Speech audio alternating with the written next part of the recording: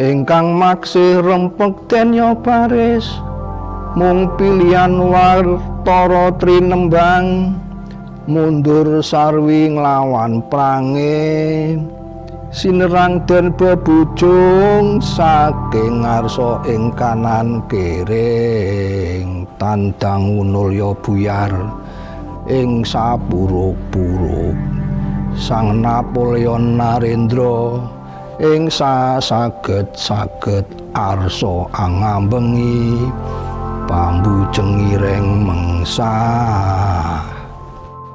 Ini di sini diceritakan bahwa seperti tadi kalau mau berperang itu semua pasukannya, divisi-divisinya dilihat langsung, dicek langsung oleh komandannya Napoleon, lalu setelah itu komando untuk menyerang dibunyikan melalui genderang dung lalu semuanya dengan semangat berani matinya menyerang musuh.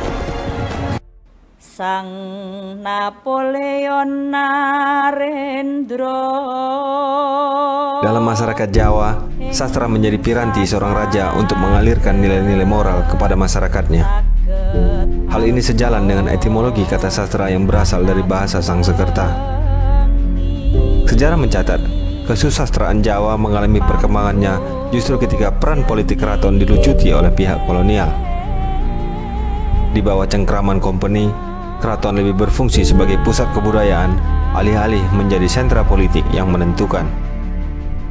Disinilah keraton bergiat dalam upaya penciptaan, penyalinan, pemeliharaan, serta pewarisan naskah-naskah sastra. Dinamika tema-tema sastra di kalangan keraton pada masa itu dipengaruhi oleh relasinya dengan kaum kolonial kulit putih.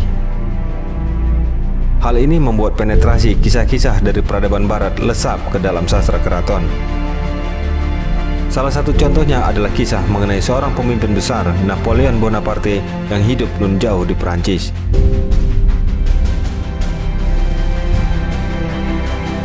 Jejak dari naskah-naskah sastra Jawa mengenai Napoleon Bonaparte tersebut hingga kini masih tersimpan di perpustakaan dan museum.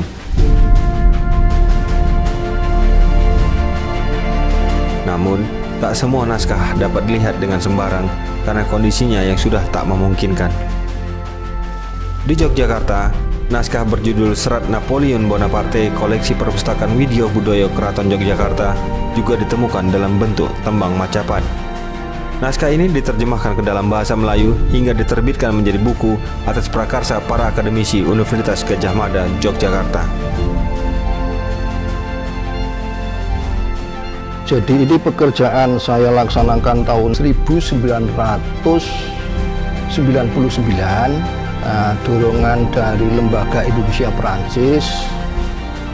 Lalu saya diminta untuk bersama Pak Waridi Hendro Saputro dari UNS untuk mengamati, meneliti naskah Napoleon Bonaparte ini. Waktu itu saya diberi dana ya mepet betul karena sebenarnya tidak harus diterbitkan, tetapi mimpi saya ada penerbitan. Artinya ini hanya merupakan produk awal, penelitian awal yang sangat elementer.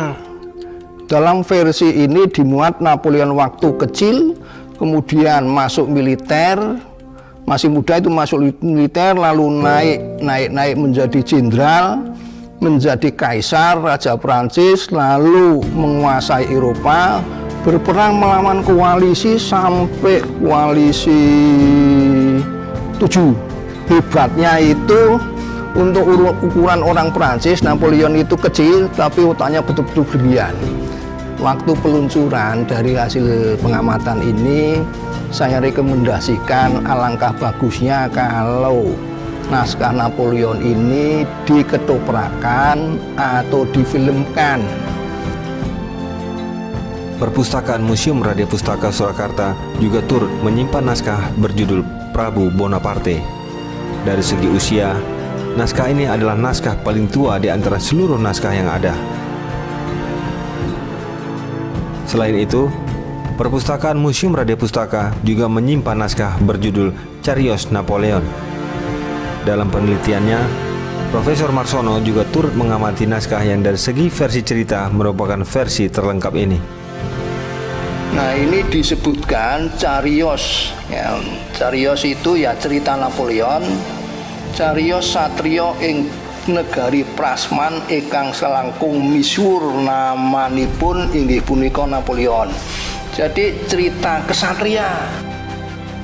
Nah, kalau kesatria itu dalam masyarakat sudahlah segala-galanya, ya kan? Di negeri Prasman itu penjawaan dari Prancis. Diturun, disalin dari tembung Melayu, saking tembung Landi, disalin dari kata-kata Melayu. Jadi Melayu itu sebagai bahasa daerah waktu itu yang menjadi bahasa Indonesia, ya. Dan bahasa Melayu itu diturun disalin dari bahasa Belanda. Mengapa itu bahasa Melayu? Sebab pada waktu itu yang paling kuat kan bahasa Melayu. Ya, pihak Belanda atau antek Belanda di tanah Melayu. Kemudian orang Jawa membaca itu tak tulisnya nganggo basa Jawa. Ya kemungkinan saja itu juga orang Jawa karena dia itu mendapat banyak cerita pada masa Daendels. Napoleon di Jawa dan di Prancis ini memang boleh dikatakan harus ada bedanya. Mengapa itu Daendels di Jawa dengan Napoleon di Prancis kok digandengke? Sebab Jawa pada waktu itu menjadi wilayah Belanda. Belanda pada waktu itu menjadi daerah taklukan Napoleon Bonaparte. Sehingga Belanda ditempatkan pamannya yang bernama Louis Napoleon. Louis Napoleon menyuruh Daendels ke tanah Jawa untuk menggantikan, mengisi ya istilahnya ya, sebab kan habis dari VOC ke pemerintah Hindia Belanda itu, dari kongsi dagang kepada pemerintah. Daendels itu walaupun wakil dari Belanda, tetapi mereka itu yang mengangkat adalah Napoleon. Dan Napoleon sebagai ahli hukum itu dihantir supaya diterapkan di Jawa. Jadi ada hukum sipil, ada hukum pidana, ada hukum perdata, itu hukum perdagangan supaya diterapkan di Jawa. Nah, di sini nanti Daendels mengadakan ratifikasi dan pembaruan-pembaruan di bidang pemerintahan. Tak hanya prinsip kesetaraan atau egalite di bidang hukum, Daendels menjalankan tugasnya berdasarkan prinsip lain dalam ide revolusi Prancis, yakni prinsip kebebasan atau liberté. Ia memerdekakan para budak belian dan menjadikan mereka tentara pribumi, sebagaimana nota arahan dari Napoleon Bonaparte. Daendels pun mengganti bendera Belanda dengan bendera Prancis, serta mengganti sumpah setiap pejabat baru di tanah Jawa.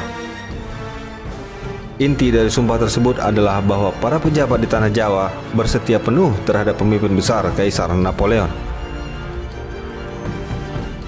Sosok Napoleon Bonaparte yang lekat di batin para raja Jawa melatar belakangi kehadiran jejak-jejaknya di tanah Jawa. Bahkan, terdapat pula cenderamata dari sang kaisar untuk kelahiran putra Pakubuwono IV yang kini menjadi koleksi Museum Radia Pustaka.